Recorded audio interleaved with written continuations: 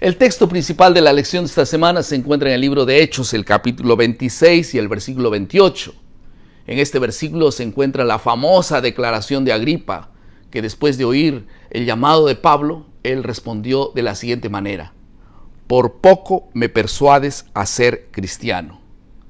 Es uno de los versículos más tristes de la Biblia porque casi fue salvo, pero no fue salvo. Bienvenidos al bosquejo de la lección de la escuela sabática. Ya estamos en la lección número 12, la penúltima lección del trimestre, y el título es Confinamiento en Cesarea. Vamos a estudiar los capítulos 24, 25 y 26 del libro de Hechos. Y vamos a concentrarnos apenas en dos asuntos. Por favor, tome su lápiz y tome un lapicero y vamos a seguir este bosquejo. ¿Ok? El primer asunto es el juicio de Pablo y en segundo lugar la defensa de Pablo. Solo dos asuntos. Vamos a comenzar por el juicio de Pablo. El traslado de Pablo a Cesarea realmente fue providencial, porque estaba claro que él no sería juzgado con imparcialidad por el Sanedrín judío. Y entonces es importante mencionar en este momento que el Sanedrín judío era la máxima autoridad sobre los asuntos religiosos y también políticos en Israel. Pero el Sanedrín judío no podía o no tenía autoridad para poder aplicar la pena capital. Y Juan 18 habla sobre este asunto, es decir, la pena de muerte. Ahora, en este contexto, el tribuno fue informado de un complot que había para matar a Pablo.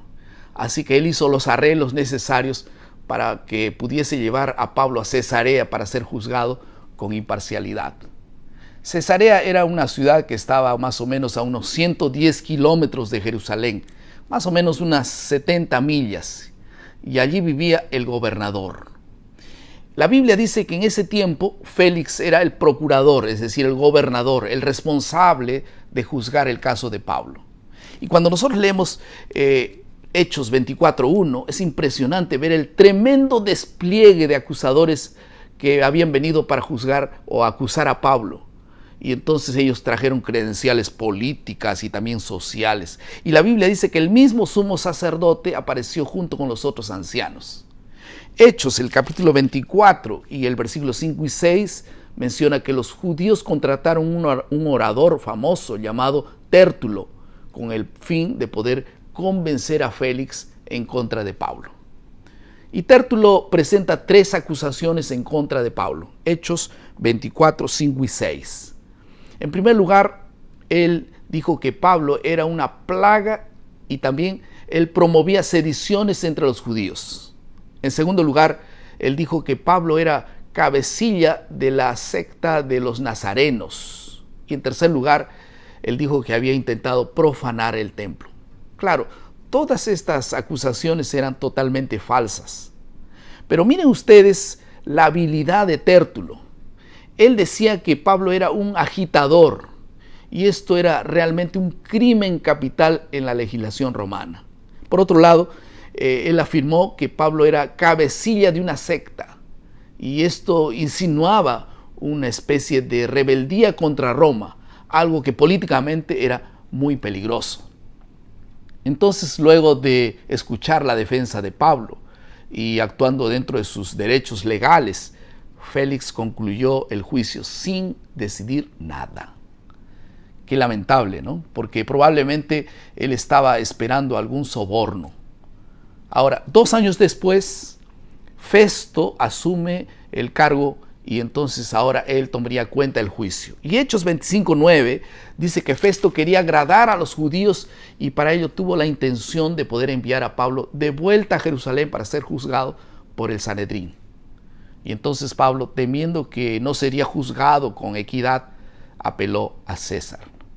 Y apelar a César o al emperador significa que tendría que pagar todo el costo de su viaje y también los gastos de su permanencia en Roma mientras esperaba el juicio. Pero Pablo siguió adelante. ¿Saben por qué? Porque dependía de la providencia divina y también porque él confiaba en la promesa que Dios le había hecho en el libro de Hechos, el capítulo 23 y el versículo 11. Ustedes recuerdan esta promesa. En segundo lugar, vamos a hablar sobre la defensa de Pablo. Ahora, el apóstol establece 2 líneas principales en su defensa, tanto ante Félix como ante Festo y Agripa.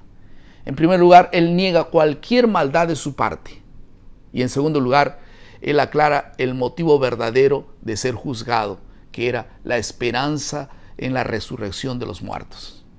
Increíble, ¿no? Porque el centro de la esperanza mesiánica está en la creencia de que Dios da vida a los muertos. Y él, que era Jesús, fue levantado de los muertos. Y esta es la más grande tragedia que podríamos encontrar en esta acusación, la ironía más grande. ¿Por qué? Porque él estaba siendo juzgado exactamente por proclamar el cumplimiento de la añorada esperanza, de la mayor expectativa de Israel. Increíble todo esto. Algunas aplicaciones al final. Agripa tuvo la oportunidad y también el deseo de aceptar el evangelio, pero no se decidió. Y eso quiere decir que no es suficiente tener el deseo o el interés. Es necesario aceptar el mensaje y también el centro del evangelio, que es Jesús. En segundo lugar, Pablo tenía pasión por la salvación de otros, por la salvación de otras personas. Por eso dijo, ojalá que todos pudiesen tener la misma experiencia que yo tengo. Y ese es nuestro sentimiento también. En tercer lugar, Pablo dijo a Agripa que no fue rebelde a la visión que había recibido de Dios.